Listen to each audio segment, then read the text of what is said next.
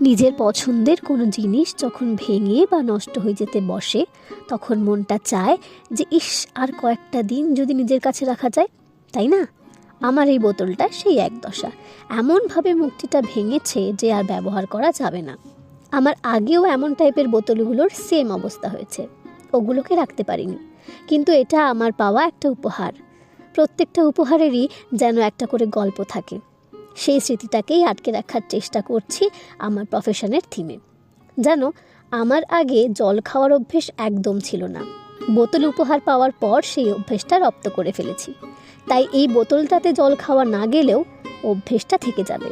তোমাদের যাদের প্রিয় মানুষরা জল খায় না, তাদের কিন্তু তোমরা বোতল উপহার দিতেই পারো। আর ভিডিওটা ভালো লাগলে কি করবে? সবসময় কি চাইতে হবে বলো? কিছু কিছু সময় মনের কথা বুঝেও তো নিতে পারো। আর যেহেতু তোমরা আমার কাছের মানুষ, তোমরা আমাকে প্রমিস করো আজ থেকে বেশি বেশি করে জল খাবে। তো চলো, বাই।